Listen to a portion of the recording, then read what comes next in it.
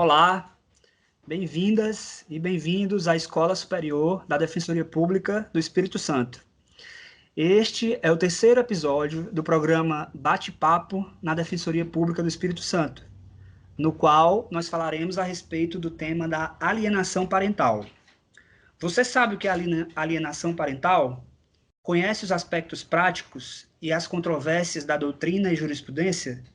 Quer saber sobre os movimentos que entendem ser necessária a revogação da lei? Convidamos você a assistir esse episódio, que será dinâmico e voltado à prática, sempre com o objetivo de aprimorar os conhecimentos e as possibilidades de atuação de todas as defensoras e defensores públicos do Espírito Santo. Vou convidar agora para que façam as suas falas introdutórias e apresentações doutora Priscila Libório e o doutor Rafael Delfino. Boa tarde, meu nome é Priscila Libório, eu sou defensora pública titular da primeira Defensoria de Família de Vitória. E Rafael? Boa tarde, Vitor. Boa tarde, Priscila. Meu nome é Rafael e sou defensor atualmente titular da primeira vara de família, Defensoria de Família de Colatina. Perfeito. A gente vai começar, então, esse bate-papo e eu passo a palavra para a doutora Priscila, que vai falar da atuação prática dela na Defensoria sobre esse assunto. Vamos lá. Falar de alienação parental é um tema que está muito presente atualmente nas ações, e ele é um tema muito interessante, porque a alienação parental, né, para começar uma pequena introdução, o que seria? Justamente quando um pai, o pai ou a mãe, aquele que detém a guarda da criança ou não, um dos dois faz propaganda contra o outro, né? Tem atos em que interferem no pensamento da criança em relação ao pai ou à mãe, né? E isso vem sendo cada vez mais presente, os assistidos procuram a gente querendo saber o que é alienação parental, se eles podem provar, quais são as consequências disso.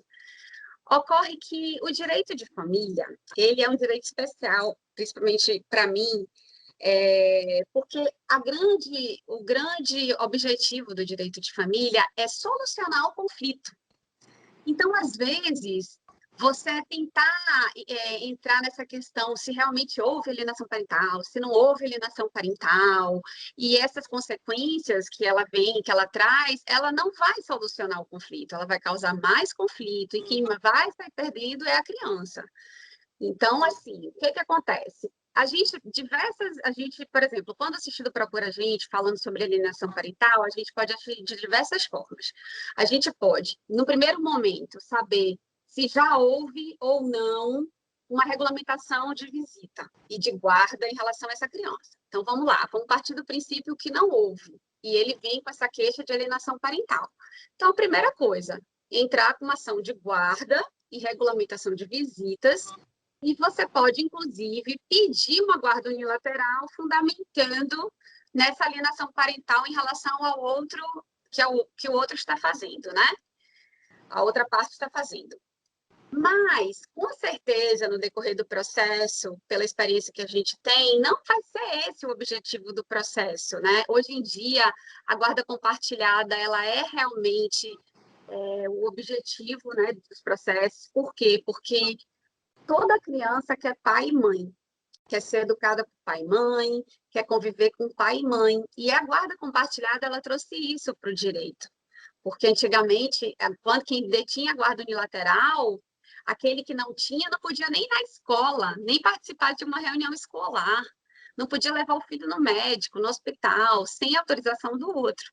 E a guarda compartilhada, ela veio justamente, inclusive, para mostrar para os pais que os filhos precisam dos dois e que as decisões em relação àquela criança, por mais que tenha terminado o relacionamento, ou o casamento, ou a união estável, ou que nem tenha tido um relacionamento amoroso entre eles, mas que o vínculo em relação àquela criança vai ser eterno entre os dois. Então, que eles vão ter que sentar para decidir em relação àquela criança. Então, quando o assistido busca em relação a essa alienação parental, a gente tem que tentar também verificar como se deu essa alienação, se é uma coisa muito grave, que realmente está interferindo no psicológico da criança, ou se é, né, uma questão mais assim que, infelizmente, no direito de família a gente vê muito, porque às vezes, a grande maioria das vezes, o casal ele está se desentendendo e ele acaba passando isso para os filhos. Você pode também buscar, se, por exemplo, já tiver regulamentada essa visita e essa guarda, e houver o assistido venha com essa queixa de alienação parental, eu costumo fazer primeiro um cumprimento de visitas, né? Você entra com uma ação de cumprimento de visitas, porque junto com essa alienação parental vai vir com certeza, ele não está deixando eu ver meu filho, ele não deixa eu ver minha filha, não deixa eu ter contato, fala mal de mim quando eu não estou, diz que eu abandonei a criança, enfim. Então, eu busco sempre no primeiro momento dizer para aquele pai, para aquela mãe, que geralmente vem com essa queixa de que não está vendo a criança, olha só, antes da gente buscar alienação parental, vamos primeiro buscar o cumprimento da visita, você vai retomar essa visita e a gente vai ver até qual é o comportamento da mãe, porque é muito difícil você, de fato, provar uma alienação parental. Por mais que as pessoas, mas eu tenho prova, mas eu tenho testemunha, mas eu tenho laudo, mas não é assim. Quando vai para a justiça, não é assim que funciona, entendeu? É difícil, sim, porque até às vezes pais que estão juntos, criando os filhos, fazem alienação parental sem perceber. Quando você vira e fala para seu filho assim, olha, não conta para o papai não, mas eu vou levar vocês para o cinema. Isso é um tipo de alienação parental, porque quer ou não, você está dizendo que você é melhor, que você é mais legal, que você vai levar escondido do papai para o cinema. Ou então quando você compra roupa e fala assim, tá vendo? A mamãe dá roupa para vocês, o papai não dá. Entendeu? São vários atos pequenos que vão se somando e vão denegrindo a imagem que a criança tem em relação, né, ao pai ou à mãe. Bem, aí eu sempre aconselho isso, o cumprimento de sentença. E eu procuro até explicar para a juíza que houve, está havendo um indício de alienação parental e tudo, mas no decorrer do processo, o grande interesse vai ser o quê? O acordo. Vamos fazer um acordo, vamos traçar dessa forma a visitação. Se não der certo, se não der certo, a gente vai para uma busca e apreensão, a gente vai para uma outra medida mais drástica.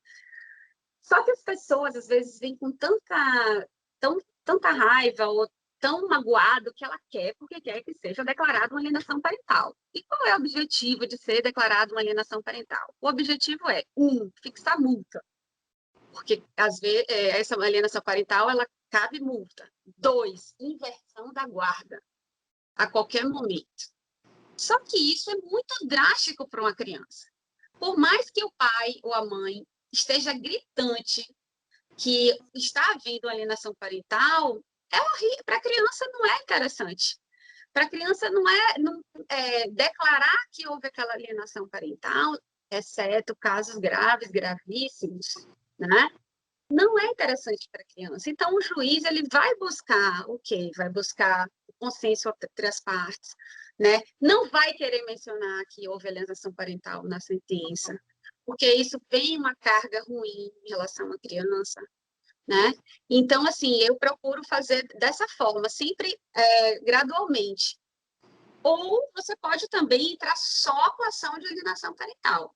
E aí a consequência vai ser a inversão da guarda. Mas o que a gente vê na prática é que muitas vezes o pai que está sofrendo alienação, ele não quer a guarda, ele nem tem condição de ter a guarda, mas ele quer que se declare a alienação parental, entendeu? Na verdade, direito de família é um direito mais complicado porque envolve muito o afeto, né? Aquele relacionamento que não deu certo, né? Uma criança que está ali no meio de duas pessoas que não se gostam mais e quase 100% das vezes não estão bem. Mas o que eu quero deixar para vocês é o seguinte: como defensor, vocês precisam alertar que esse não é o caminho, que não vai ser a criança não vai ser feliz, que ela que vai ser mal prejudicada, e com isso buscar explicar qual é o melhor caminho para o assistido, entendeu? Então, assim, pouquíssimas vezes eu entrei com ação só de alienação parental e eu tenho certeza que no decorrer do processo vai haver um acordo e vai ser deixado de lado essa confirmação dessa alienação. Entendeu? A Priscila passou por 3 pontos pelos quais eu gostaria de passar novamente e aprofundar. Um deles foi quando ela evidenciou que a alienação parental ela começa já no casamento e só vem à tona, às vezes, com o fim do relacionamento. E isso eu aprendi no atendimento. Eu atendi uma assistida uma vez, num divórcio. Ela já tinha 2 anos de separação de fato. E aí, quando procurou para divorciar, ela relatou que o pai exercia a alienação parental sobre o filho, né? E aí, depois de 1 ano do divórcio, ela voltou a procurar a defensoria, alegando que, por ocasião das visitas, quando o pai devolvia o filho passava a chamar ela de burra dentro de casa. Começava, mãe, você é burra, mãe, você é burra. E ela procurou a defensoria pública. E aí, sem titubear, diante dos relatos e do início de prova, a gente ingressou com uma ação de suspensão do exercício do direito de visitas ou dos períodos de convivência. Não me recordo certo. E aí, eu não me recordava do atendimento anterior dela, né? Do divórcio. Aí eu perguntei, há quanto tempo isso está acontecendo? Ela falou, doutor, você não lembra? Desde o divórcio. Aí começou a me contar e eu me recordei do caso. Falei, poxa, mas é triste, né? Ele está fazendo isso tudo ao longo de todo esse tempo. Aí ela virou para mim e falou assim, doutor, isso acontece desde o dia que o filho nasceu. Aí eu tomei aquele susto, como assim acontece desde que o filho nasceu?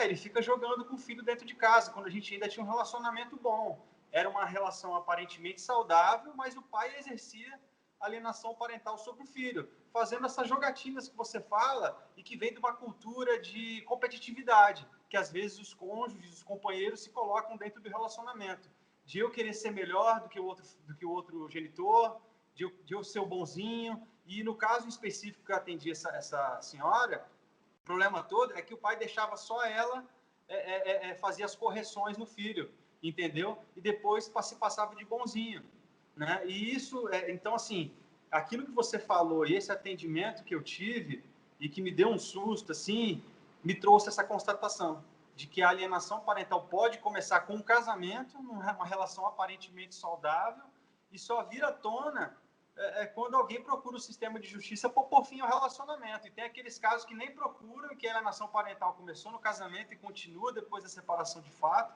e que a gente não toma conhecimento. Então, achei muito interessante isso, é algo que eu queria tocar, porque a gente pensa muito em alienação parental nesse momento em que vem para o litígio. Mas esse caso e aquilo que você falou nos coloca para pensar enquanto pais, até enquanto genitores. Até onde eu não estou fazendo uma campanha de desqualificação da minha esposa, né? Quando eu faço uma crítica na frente da criança, ou quando eu quero me passar de bonzinho. Então, assim, é muito interessante isso daí e é algo sobre o que eu gostaria de falar, né? Que é extrapolo jurídico, né? Extrapolo jurídico, a gente pode trazer para as nossas vidas. Uma outra coisa muito interessante que a Priscila falou é sobre a aplicabilidade da lei de alienação parental, que a gente nunca vê a invocação da alienação parental como questão principal, entendeu? Ela sempre vem com uma questão periférica, ou para modificar a guarda, ou para modificar a visita, entendeu? Ou para espremer a genitora aceitar um percentual menor de pensão alimentícia, né? Ela nunca vem como questão principal. Eu, particularmente, nunca vi uma ação combinatória de obrigação de fazer ou não fazer para inibir ou atenuar a prática de ato de alienação parental, entendeu? Ela sempre vem como uma questão secundária. E aí a gente começa a ver um problema nisso, porque a prática ela não está correspondendo à lei de alienação parental, que veio com grande impacto, mas que se revela de pouca aplicabilidade. E por que pouca aplicabilidade? Aquilo que Priscila falou. É uma lei que é difícil você provar a prática de atos típicos de alienação parental. E a lei não se contenta com indícios de alienação parental para aplicação das medidas inibitórias ou atenuadoras. A lei exige a caracterização. Se você olhar o artigo 6º da lei de alienação parental, ela vai lá e fala caracterização.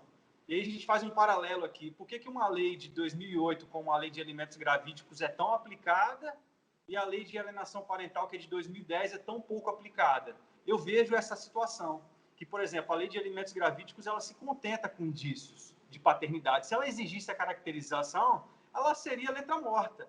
É o que acontece um pouco com a lei de alienação parental, que não se contentou com indícios, ela se contenta com indícios meio que para abrir um inquérito, meio para o juiz tomar medidas preparatórias, mas para a aplicação das medidas inibitórias ou atenuadoras, ela exige caracterização. Então, eu acho que a grande trava da lei de alienação parental e para a qual os defensores devem ficar atentos é essa, tá? É essa. E, de repente, começar a suscitar isso como questão principal, realmente. Eu não vi modelo ainda circulando dentro da Defensoria do Espírito Santo de uma ação de alienação parental. Você já viu? Alguém dos colegas já viram? Desculpa interromper, eu gizei 3 agora na pandemia. Tá só vendo? de alienação parental. Mas é uma coisa que a gente não vê tanto na Mas prática. eu só fiz isso porque os assistidos fizeram questão, mesmo depois de todo o meu discurso de pacificação, de chamar atenção para o bem da criança, de chamar atenção para toda a norma jurídica, que a gente poderia buscar outros recursos, ainda assim eles fizeram questão. E aí, qual é a defesa do outro? A defesa é o outro, ele se defende entrando com uma ação de suspensão de visitas. É batata. Se você entrar com uma ação de alienação parental, o outro vem e entra, não, uma suspensão de visitas. Aí fica um querendo denegrir a imagem do outro, entendeu? E a criança nesse meio. A criança nesse meio, quando que o mais importante, graças a Deus, o direito de família pode fazer isso, é encaminhar todo mundo para tratamento psicológico, para ajuda psicológica, de assistência social, entendeu? Porque quando a gente chega nesse nível, é bem ruim. Acontece que a alienação parental, ela nada mais é do que a amplificação de um conflito entre os genitores só. Não um conflito que diz respeito à criança, é um conflito que deságua na criança, com prejuízos imensos, mas não diz respeito a ela. Eu gostei muito de uma definição simples, assim, que a gente pode até falar para os assistidos, que alienação parental é o seguinte: uma criança é 50% mãe e 50% pai. A alienação parental ocorre quando um dos genitores quer que a criança se torne 100% a mãe ou 100% o pai, com uma campanha de desqualificação, de criação de falsas memórias, de descredibilização do outro genitor. Então, achei muito interessante isso. Meio que uma conceituação fácil e diz respeito ao conflito deles, mas que, infelizmente, traz prejuízos imensos para a criança. E uma última coisa que a Priscila falou, e pela qual eu gostaria de passar, sobre essa questão de que, geralmente, o genitor ele se vale da questão da alienação parental mais como instrumento de pressão do que efetivamente para alcançar um benefício psicológico para o filho. Se você está imputando a alienação parental, e por que você não está pedindo a guarda para você, então, já que o prejuízo está tão grande? Não, porque ele vai lá, argumenta uma alienação parental para gerar uma pressão para a mãe aceitar um valor menor de pensão, entendeu? Para flexibilizar as visitas da forma como ele quer. Então, e a gente chega nesse ponto, que é um ponto muito polêmico da lei de alienação parental. Quando eu falei sobre a aplicabilidade, de que a lei contém travas, eu estou para falar com vocês que isso não é nem bom e nem ruim, ela de ser de difícil aplicação. Sabe por quê? Porque a lei de alienação parental, existe um movimento forte hoje que busca a revogação da lei de alienação parental, sob o argumento de que ela teve inspiração numa doutrina machista, sexista e pedófila, né, de Richard Gardner. Richard Gardner foi o pai da síndrome da alienação parental. A síndrome da alienação parental é uma síndrome que não encontra ressonância nos compêndios da OMS, que não faz parte do quadro de CID-10, não está catalogada cientificamente como uma síndrome, né? Mas esse movimento fala que Richard Gardner criou essa síndrome da alienação parental, esse termo, para proteger ex-combatentes, abusadores e pedófilos das suas mulheres e dos seus filhos. O que acontece? A gente passou por um tempo, isso ainda ressoa na nossa mente, no sentido de que as crianças, elas não mentem, né? A gente aprendeu ultimamente a dizer que as crianças não mentem, mas isso tem embasamento científico. A ciência conseguiu demonstrar que as crianças não conseguem fantasiar uma realidade que elas não vivenciaram com os olhos. E o que isso começou a fazer? Isso lá atrás, a ciência já começou a demonstrar isso. que isso começou a produzir em processos judiciais lá nos Estados Unidos? Começou a produzir isso, de que se a criança está falando que o pai abusou, é porque realmente a criança abusou, porque criança não mente, criança não fantasia coisa que não vivenciou com seus próprios olhos. E aí, o que o Richard Gardner, que é um médico, ele fez? Bom, eu vou criar uma teoria para dizer que, tá, se a criança não fantasia coisa que ela não viu com os próprios olhos, eu vou criar uma teoria segundo a qual a mãe plantou falsa memória na consciência dos filhos para justificar a criança estar falando isso. E eu defender esse ex-combatente militar acusado do abuso e da pedofilia. Entendeu? Sim. Olha como que é a jogatina da síndrome de alienação parental sob a ótica desses movimentos, tá? Que tem ganhado muita força, né? No Congresso já tem um movimento forte já de congressistas para tentar revogar essa lei. E, então, assim, ela tem esse viés também. E quando a gente ouve falar desse movimento que busca a revogação da lei, enquanto defensor, é importante a gente saber que existe esse movimento para quê? Para a gente ter cautela na aplicação da lei. Para já de antemão tentar identificar se essa lei não está sendo utilizada, como você bem disse, para conseguir um fim que a gente talvez, no primeiro momento, quando olha, pô, lei de alienação parental, que lei bacana, quando surgiu, né? Era algo inovador, além do seu tempo, mas espera aí, essa aplicação ela pode estar protegendo um abusador, entendeu? Alguém que... Eu, só para fazer uma parte, Pois não. as coisas que eu percebo, eu tenho 14 anos de vara de família como defensora pública. E várias, assim, eu consegui já traçar várias, a gente vai observando, os comportamentos, eles se repetem, claro, eu sempre falo, cada família é uma família, cada ação é uma ação, mas a gente visualiza muito esse desejo da alienação parental quando, e aí eu não estou sendo machista nem feminista, mas quando o pai é traído pela mãe, isso vem muito forte, esse desejo de demonstrar isso, que está tendo alienação parental e que ele tem mais capacidade, que ela abandonou lá e que ele tem mais capacidade de cuidar do filho, que é triste. De reprovação do comportamento da mulher, que se torna efetivamente livre, começa a sair para uma festa e não pode sair para uma festa e ele pode. A mulher não pode deixar a criança com os avós maternos para sair para uma festa, mas se ele ficar com a criança no final de semana, ele pode, né? Nem para viajar, porque senão, sua mãe está te abandonando, sua mãe está viajando e deixando você. Enfim, infelizmente, isso é uma prática comum, principalmente quando houve na separação, houve algum dado, que geralmente é a traição, que traz uma mágoa muito grande, entendeu? E aí as pessoas querem, né, de alguma forma, demonstrar que aquela pessoa ela não é digna e que ela, né? E aí vem essa questão da alienação parental, que é muito triste. Agora, eu queria citar um caso muito complexo que uma vez eu peguei, e que era realmente uma alienação parental mesmo, e que se não fosse a lei de alienação parental, talvez a gente não tivesse conseguido ter êxito. Porque esse caso, posso contar, se mistura inclusive com relação à paternidade socioafetiva. Ele tem esses dois viés. Era um casal, tinha 3 filhos. E o filho mais novo, eles em algum momento se separaram, se separaram por 15 dias. E ela engravidou justamente nesses 15 dias de outra pessoa. Mas eles voltaram a viver o casamento, e esse casamento era um casamento bem ruim em relação a ela. Ele era um casamento muito ruim para a mulher. Aí, até que um dia ela resolveu se separar, e a criança, que foi fruto, né, de uma traição, que nem ela sabia, porque foi só um encontro que ela teve, e ela voltou para o marido, enfim, ela nunca imaginou que ela poderia ter engravidado daquele encontro. A criança começou a não se parecer muito com o pai era bem moreno, a criança foi loira, branca, enfim. E aí, o que aconteceu? Na separação deles, que aí ainda era separação, não pensava nem em divórcio ainda, os dois, separação de corpos, né? Ele resolveu levar a criança para fazer um DNA sem autorização da mãe. E ele fez o DNA nos 3 filhos, não fez só no que ele estava desconfiando. E ele descobriu que, de fato, a criança não era filho dele.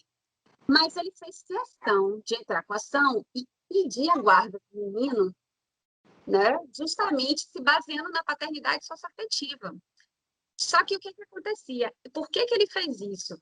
Ele ficou configurado, ele queria que a mãe sofresse, porque ele começou a maltratar essa criança, queimava essa criança com cigarro, várias coisas, assim.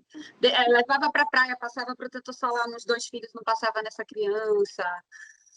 Várias coisas ficaram comprovadas e ele não abria mão da guarda dessa criança, justamente porque, ele tinha sido fruto de uma traição, 2, ele dizia que tinha paternidade socioafetiva, sendo que não tinha. E foi justamente quando eu entrei nesse caso, sem falar que ele tinha poder aquisitivo e ela não, que a gente conseguiu demonstrar, por A mais B, que estava havendo uma alienação parental, que ele, além de maltratar a criança, ele ainda fazia uma campanha negativa em relação à mãe, que a mãe era, né, não prestava, que traiu o pai, que traiu, que ele era o bastardinho. Até os próprios irmãos faziam alienação parental com ele, passaram, né, por conta dessa contaminação que o pai causou. E se não fosse a de alienação parental, que foi justamente nessa época que a gente estava com esse processo, eu não teria conseguido que essa criança fosse para a mãe e eu consegui suspender o direito de visitas desse pai. Entendeu? Então, assim, tudo tem um lado bom e lado ruim, porque família tem coisas que você não acredita. Então, é por isso que a gente tem que analisar o caso com carinho, mas eu sempre, a busca é pacificação de conflito, pacificação daquela família pelo bem de todos. Se o estagiário, o defensor de família, pensar sempre assim, o que é que eu posso fazer para resolver a vida dessa pessoa, mas que vai trazer uma paz melhor para ela? Aí a gente vai delimitar e saber se vale a pena ou não. Entendeu? Na esteira do que foi dito aqui várias vezes, acho que em 3 ocasiões, a respeito do melhor interesse sempre da criança, né? Que a gente tem nas ações de família, isso tem que ser relevante. E enquanto vocês falavam, eu fui lembrando que essas disputas entre pai e mãe, entre pais, acabam deixando a criança numa situação de objeto, né? É o oposto do que traz o Estatuto da Criança e do Adolescente, por exemplo, que trouxe toda aquela doutrina da proteção integral, da criança como sujeito de direitos e não como objeto.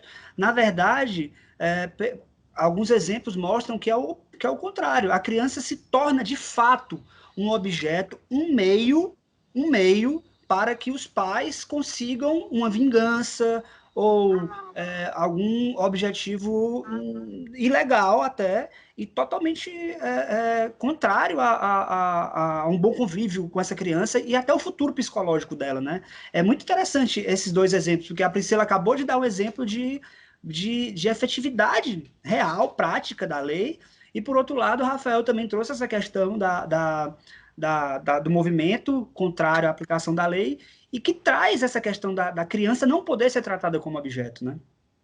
Exatamente. Eu acho que muito importante ter em mente essa situação desse movimento que pede a revogação da lei de alienação parental, porque na prática a gente pode estar diante de um caso em que aquele que está alegando ser alienado pelo outro genitor nada mais quer do que perpetuar seus abusos e com relação à criança.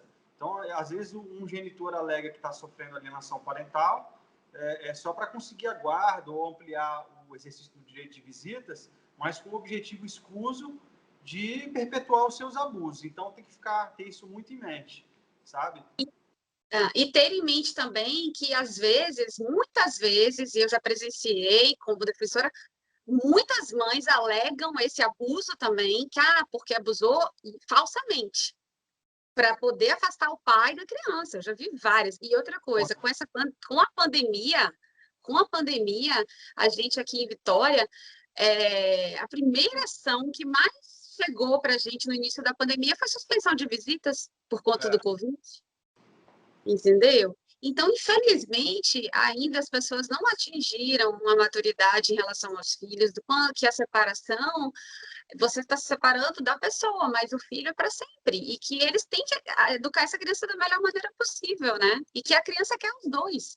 Se você perguntar para qualquer criança, você quer ficar com o papai ou com a mamãe, ele vai responder, eu queria que os dois voltassem a ficar juntos. Isso é uma estatística altíssima, entendeu? Toda criança quer que seus pais fiquem juntos. Priscila também me fez recordar da cartilha que Vitor compartilhou com a gente antes da gente começar esse vídeo, né? Que é a cartilha da Defensoria de Minas Gerais sobre alienação parental. E aí Priscila falou, né, que no mais das vezes o que ela vê os pais acusarem a mãe de alienação parental por um sentimento de vindita pelo fim do relacionamento. E o que eu mais percebo também na prática que acontece é isso. E aí eu acho que a cartilha ela foi infeliz nesse ponto, porque ela começa com um exemplo que não corresponde, pelo menos, à prática que eu vivenciei. Que é o exemplo que ele começa o seguinte, o filho está com a mochila nas costas, esperando o pai chegar para pegar ele, e a mãe vira e fala assim, não, mas eu marquei zoológico para a gente hoje. Começa desse jeito, o exemplo da alienação parental, mas o que a gente vê na prática é que a mãe, às vezes, faz isso porque, às vezes, é um genitor que já está 1 ano sem ver a criança, que marcou de ir naquele dia, mas que a probabilidade dele ir pegar o filho é muito pequena, entendeu? Então, ela já marcou outro compromisso. De que o cara é devedor de pensão, a gente sabe que isso não pode interferir, né, no direito de convivência ou de visitas, né? Isso é o que se diz, né? Não estou falando nem que é o que eu concordo, né? O que eu concordo, Sim. porque olha só, vamos lá, inclusive o diretor da nossa escola, o Dr. Rafael Maia Rangel, possui um artigo interessante sobre a aplicabilidade da cláusula não accept adplant contracts nessa situação do cara que não está pagando alimentos, ele também não pode exigir que tenha o direito de visitas dele assegurado, né? Então, assim, será que isso não é uma crença jurídico limitante, né? Até quando isso vai ser perpetuado? Porque, assim, primeiro a criança tem que ser alimentada, né, sobreviver, para depois o pai conseguir visitar ela. Essa é a dura realidade. Só que a gente parte do pressuposto de que a mãe está se virando e que a criança sobreviveu e de que, já que o pai não está pagando, pelo menos que ele veja a criança, para não gerar 2 mal para a criança. O dia ela não está recebendo a pensão e o dia ela não ter convivência com o pai, né? Mas espera aí, cara, será que... Então, assim, a cartilha me parece que foi muito infeliz nesse ponto, porque ela desconsidera, às vezes, uma gama de situação daquele ponto de partida ali que ela tomou, sabe? De a mãe ter marcado o zoológico para a criança, mas e o que aconteceu antes? O pai infernizando, não pagando pensão, já marcando diversas vezes de ir pegar a criança e não pegar, e ela marcou o zoológico. E aí, para complementar, me parece que foi uma cartilha feita por homem, tá? Ilustrada por mulher, eu fui conferir no final da cartilha ali, quem escreveu não tem quem escreveu. Eu tenho quase certeza que foi escrita por um homem machista aquela cartilha, tá? Me perdoem os colegas de Minas. Mas ela não andou bem no meu ponto de vista. Primeiro por isso, pelo exemplo, que andou mal, e depois isso é consolidado, depois da historinha, quando fala ali, atenção, o caso em apreço considera a mãe alienadora e o pai alienado. É possível que aconteça o contrário. Você está entendendo? Como é que você parte desse pressuposto de que a mãe é alienadora, com exemplo... Como se fosse a regra, né? Como se fosse a regra. Reforça um movimento social que está com grande força de que a síndrome de alienação parental, que não tem ressonância científica, nada mais é do que um embuste criado por um pedófilo nazista para proteger abusadores. Entendeu? Meninos, colegas, desculpa, eu vou ousar em discordar um pouquinho. É porque, assim, eu tenho muitos casos em que você falou que não presenciou, mas assim, eu tenho muitos casos em que a mãe faz isso e faz mesmo. O pai vai para buscar e a mãe, inclusive, eu tô com um que a gente já até fixou multa, e ela continua agindo dessa forma. Ela, assim, por exemplo, o Natal é do pai, ela viaja 3 dias antes do Natal para o interior e fala para o pai assim, se você quiser, você vem buscar aqui, o Natal é seu, mas se você quiser, você vem buscar aqui. Ou então, o pai vai buscar, ela levou a criança para o shopping, ou o pai vai buscar e ela levou, entendeu? Eu já vi vários casos. Presencio muito, acontece demais.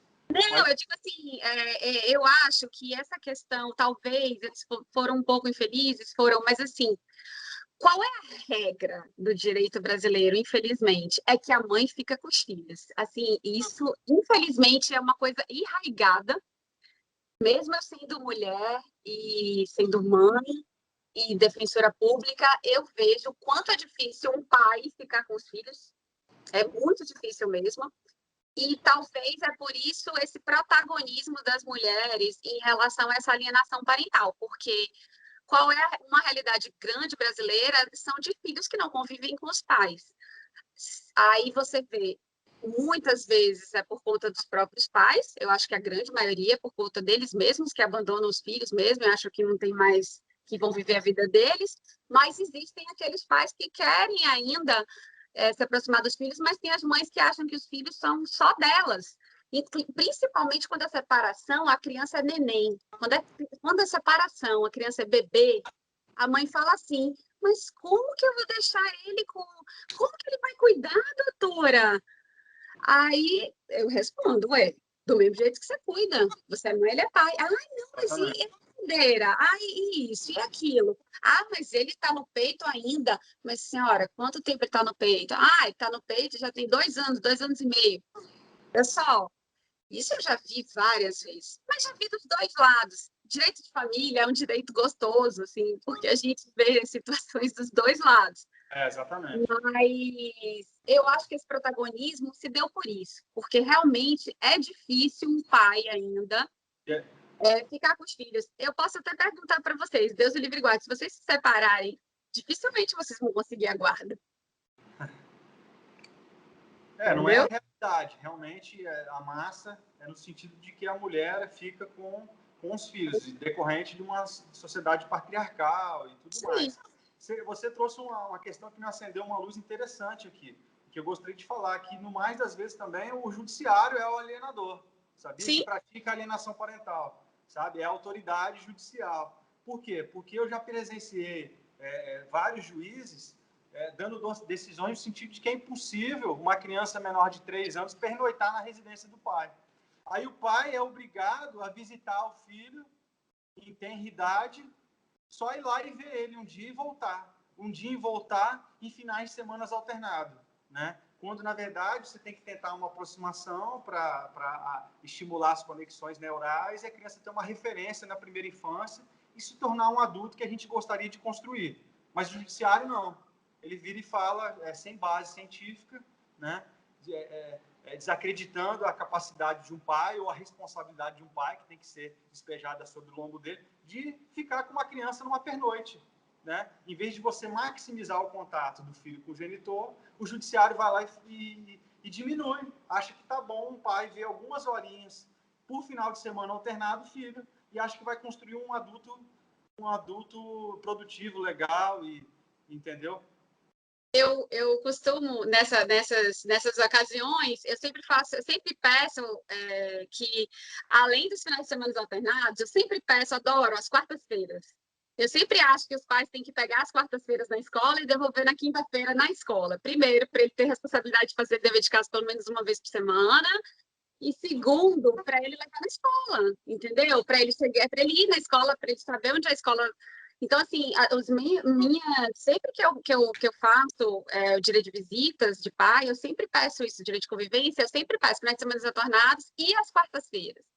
Salvo quando o pai realmente não tem condição, trabalha a semana toda e tal. Mas é uma dica que eu dou. Sempre tem... Então, acho que eu vejo que o problema maior está nesse do 0 aos 3 anos, né? Porque a primeira infância que vai do 0 aos 6, o pico da primeira infância do 0 aos 3. E aí, quando a autoridade judicial entra falando que a criança não pode pernoitar, cara, eu fico irado. Mas é legal quando... Como eu sou defensora mulher, isso interfere. Quando eu chego e viro para o juiz e falo, não, doutor, pelo amor de Deus, eu tenho 2 filhas, minhas filhas com 1 aninho de idade já poderia ficar com o pai sem problema nenhum, pode pernoitar com o pai, por que a minha pode? Não tem essa, entendeu? E eu falo, minhas filhas não amamentaram, são super saudáveis. Não estou aqui querendo desestimular a alimentação, muito pelo contrário, maravilha, as crianças que amamentam. Mas isso não pode ser um pretexto para que a mãe não deixe a criança dormir com o pai, entendeu? Ela tire o leite, ela armazene, existem várias... O importante é você... Eu acho assim, o defensor, uma hora vai estar do lado de um, uma hora vai estar do lado do outro. E eu acho que a gente tem que buscar uma coerência. Qual é a coerência? Se a gente sempre pensar no que for melhor para a criança, a gente vai conseguir orientar da melhor maneira, tanto o pai quanto a mãe, e tentar buscar soluções. Eu, por exemplo, só citando, eu estou com um caso agora bem particular. A criança está com o pai há 2 anos, porque a mãe foi presa por tráfico internacional de drogas, a famosa mula. que ela viajou sem avisar nada para o pai, certo? E aí ela foi presa e tal. E a avó não queria entregar a criança para o pai. Ele teve que entrar com a ação, com a defensoria, nananã. E aí agora, graças a Deus, a mãe voltou. Na audiência, a mãe chorava, chorava, chorava. Aí o pai falou, né? Nossa, doutora, mas ela é traficante de drogas. Nossa, a juíza bateu na mesa. Não, aqui eu não estou verificando o que é que ela fez, eu estou verificando se ela é uma boa mãe ou se ela não é uma boa mãe. Aí coincidentemente, a mulher estava pelo homem e ela era advogada do homem pela mãe, né? E a mãe chorando. Aí eu falei assim, minha doutora, desde quando ser traficante de droga não interfere na guarda de um filho, né? Então, assim, às vezes a gente tem que chamar para real, porque realmente essa coisa de que a mãe que tem que ficar com a guarda, a mãe que tem que estar com a guarda, eu acho que entendeu? você foi muito feliz no que você disse aí, né? Que defensor, hora tá de um lado, hora tá do outro, né? Então, aquilo, pau que dá em Chico, dá em Francisco. Então, assim, trocando em miúdos, pegando o que Vitor trouxe, que foi o princípio do melhor interesse, e que você ressaltou agora, eu acho que o norte realmente é esse, né? A gente, num caso que envolve alienação parental, tirar um pouco do foco nos pais, porque é isso que eles querem, né? Que a gente olhe só para eles e diga quem é o vencedor e olhe pela criança, né? E lembre-se de que existem essas questões, de que a lei é importante, ela veio, é importante, a aplicabilidade dela é ruim, é bom que seja ruim, porque há casos em que ela vai ser suscitada para piorar a situação da criança, e acho que é isso. Isso resume muito, melhor interesse. É isso aí, pessoal. Eu gostaria de agradecer a participação da doutora Priscila, do doutor Rafael. Esse programa da Escola Superior, o intuito vem sendo cada vez mais alcançado, que é justamente a gente viabilizar um bate-papo, como foi esse bate-papo, né? Uma conversa entre os colegas, e não uma palestra, ou um seminário, ou uma entrevista, sempre na perspectiva do auxílio aos defensores e às defensoras na prática do dia a dia da nossa atuação, né? E eu agradeço bastante e fiquem à vontade para as despedidas e sejam sempre bem-vindos a participar dos eventos da Escola Superior da Defensoria Pública do Espírito Santo. Eu só queria agradecer dizer que eu adoro falar desses temas, e principalmente direito de família, eu amo. Eu sou do primeiro concurso, mas nunca consegui largar o direito de família, porque eu acho que a gente realmente faz a mudança na vida das pessoas, e se a gente sempre tiver em mente isso, no que é melhor, no que é melhor para elas, para pacificação, para que elas possam ser felizes, eu acho que a gente vai conseguir conseguir solucionar, fazer um acordo, ver um meio termo. É claro que existem casos e casos, né? E peço mais uma vez desculpa que eu chamei vocês de meninos, mas é porque vocês chegaram, vocês estão tão De jeito nenhum, a ideia é essa, a ideia é um bate-papo informal mesmo. Tá bom? Gostaria de agradecer à escola, parabenizar pela iniciativa. Muito legal debater esses temas com essa tranquilidade, né? Com esse coleguismo. Então, assim, foi uma ótima iniciativa. E, assim, para quem tem interesse em conhecer esses movimentos a que eu mencionei, eu vou deixar 2 IGs aqui, que é o Brasil contra a SAP e o @Sangra Coletiva. Tem outros também, tá? Mas esses são os IGs com mais expressão, tá ok? Muito obrigado. Obrigado. Eu vou colocar esses Instagrams na legenda do vídeo para quem quiser acessar, está disponível. Um abraço, pessoal. Um abraço. Até a próxima. Valeu. Tchau.